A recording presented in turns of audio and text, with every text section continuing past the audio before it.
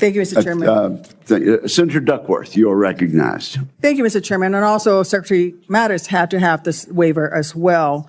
Mr. Hegseth, this hearing is about whether you are qualified to be Secretary of Defense. What you're about to hear is not political theater. It's not a viral gotcha. It's a United States Senator, a combat veteran, and a wounded warrior doing exactly what the Constitution demands, protecting the integrity of civilian leadership over the military. And one of the qualifications, to answer my colleague's question, is to actually win the votes of every member of this committee and to be confirmed by the United States Senate. And you need to convince us that you're worthy of that vote, because the people of the state of Illinois voted for me to be their senator so that I could cast that vote when it comes to picking who is going to be the next Secretary of Defense. This hearing now seems to be a hearing about whether or not women are qualified to serve in combat, and not about whether or not you are qualified to be Secretary of Defense. And let me just say that the American people need a SecDef who's ready to lead on day one. You are not that person. Our adversaries watch closely during times of transition, and any sense that the Department of Defense that keeps us safe is being steered by someone who's wholly unprepared for the job puts America at risk, and I am not willing to do that. With that in mind, Mr. Hegseth, I want you to try to explain to the American people, this committee, who have to vote for you, and to our troops who are deployed around the world, why you are qualified to lead the Department of Defense. We already know that you've only led the largest, a 200-person organization. We already know that you so badly mangled a budget that after you left, they had to bring in a forensic accountant to figure out what went wrong. And that the largest budget you ever managed was about $18 billion. You know, that is about 51,560 times lower than the Department of Defense budget of $825 billion. $16 million is 51,568 times smaller than the defense budget. Please describe to me, Mr. Hegseth, you talk about DOD passing an audit. Please describe to me a time or an organization when that you led underwent an audit, because you say you're going to hire smarter people than you to run this audit. I'm not asking you to be an accountant. I want you to be able to tell me what kind of guidance will be given to those employees, what will happen whether or not you pass that audit. Have you led an audit of any organization? Yes or no? I don't want a long answer. Yes or no? Have you led an audit of any organization of which you were in charge? Senator, in both of the organizations I ran, we were always completely fiscally responsible. Yes or no, did you lead an audit? And the way yes or no, did you lead an audit? Stated, yes or no? What are you afraid of? You can't answer this question. Yes or no, did you lead an audit? Do you not know this answer? Senator, every part of my leadership of these organizations has been misrepresented. I will take that as a no. What were the findings? So there were no findings because you've never led an audit. What guidance did you give the auditors? None, because you've never led an audit. Nobody expects you to be an accountant, Mr. Hegseth. What we expect is for you to understand the complexity of this Pentagon budget process that is absolutely necessary to outfit our warfighters. Look, the Secretary of Defense is required to make quick decisions every single day with high-level information that's being provided for them. A Secretary of Defense has to have breadth and depth of knowledge. Right now, I am concerned that you have neither. Mr. Hegseth, what is the highest level of international negotiations that you have engaged in, that you have led in? Because the Secretary of Defense does lead international security negotiations. There are three main ones that the Secretary of Defense leads and signs. Can you name at least one of them? Could you repeat the question, Senator? Sure. What is the highest level of international security agreement that you have led? And can you name some that the Secretary of Defense would lead? There are three main ones. Do you know? I have not been involved in international security arrangements because I have not been in government other than serving in the military. So my job has been to no. The answer is no. Can you name one of the three main ones that the Secretary of Defense signs? You're talking about defense arrangements. I mean, NATO might be one that you're referring to. Status of Forces Agreement would be one of them. Status of Forces Agreement. I've been a part of teaching about Status of Forces Agreements. But you don't remember to mention it? You're not qualified, Mr. Hegseth.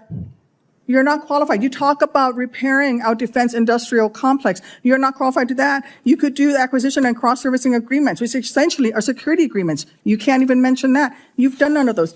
You talked about the Indo-Pacific a little bit, and I'm glad that you mentioned it. Can you name the importance of at least one of the nations in the ASEAN, and what type of agreement we have with at least one of those nations. And how many nations are in ASEAN, by the way? I couldn't tell you the exact amount of nations in that, but I know we have allies in South Korea and Japan and in AUKUS with Australia, and trying to work on submarines with them. Mr. Hegseth, none of those countries are in ASEAN. Across. None of those 3 countries that you've mentioned are in ASEAN. I suggest you do a little homework before you prepare for these types of negotiations. Listen, Mr. Hegseth, we ask our troops to go into harm's way all the time. We ask them to go into harm's way. And this behind me is a copy of the Soldier's Creed, a copy that usually hangs over my desk here in the Senate, and you should be familiar with it. It's the same copy that hung over my desk at Walter Reed every single day that I woke up and fought my way back because I wanted to go back and serve next to my buddies who'd saved my life. This same copy, these words are repeated over and over and over again. And let me read out 2 things to you, 2 sentences.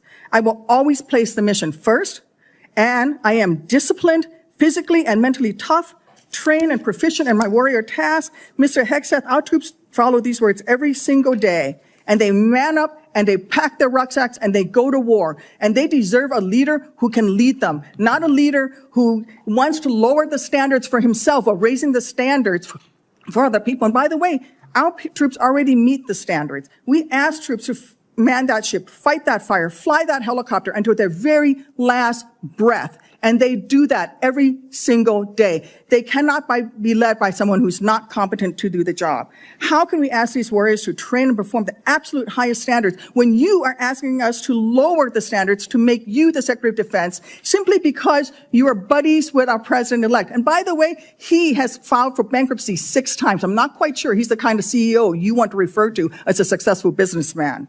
Let me make it clear. You can't seem to grasp that there is no U.S. military as we know it without the incredible women that we serve.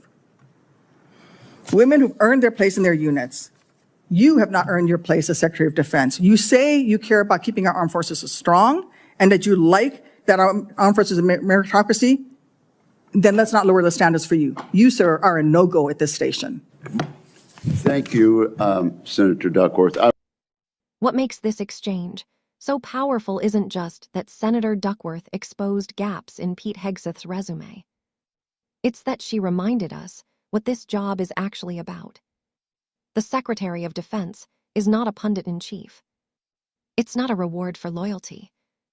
It's not a culture war trophy handed out to someone who says the right things on television. This is a job where mistakes don't just show up in headlines. They show up in folded flags, hospital wards, and long deployments that never seem to end. And Duckworth understands that, in a way, very few people in Washington ever will. She lived the cost of war. She lived the recovery. She lived the decision to go back and serve anyway, not because it was easy, but because it mattered. So when she talks about standards, she's not talking about abstract principles. She's talking about the real-world consequences of putting the wrong person in charge. What struck me most is how calmly she made her case. No theatrics. No yelling. No cheap shots. Just question after question that any qualified nominee should be able to answer, and couldn't. And when those answers didn't come, she didn't rush to fill the silence. She let it sit there. Because silence, in that moment, was the answer. This is what accountability looks like when it's done right. Not cruelty. Not humiliation. But clarity. It's easy to say we support the troops. Politicians say it all the time. But real support means refusing to gamble with their lives by lowering the bar at the very top. It means demanding competence, even when it's politically inconvenient. It means acknowledging that confidence without experience is not strength, it's risk. And that's the part some people don't want to hear. They want leadership to feel bold and decisive. They want someone who sounds tough, who talks big, who promises to shake things up. But the Pentagon isn't a startup. And the military isn't a branding exercise. It's a complex, global institution that requires judgment, humility, and deep knowledge. especially in moments of crisis, when there is no time to Google the answer. Duckworth wasn't asking for perfection. She was asking for readiness. And when she says our adversaries are watching during times of transition, she's right. They're watching to see if we take this seriously.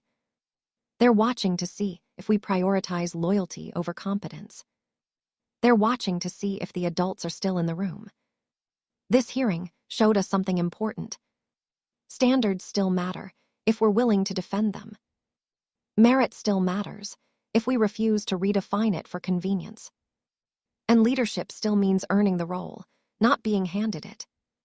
The people who serve this country deserve leaders who meet them where they are, not leaders asking for exceptions, shortcuts, or lowered expectations.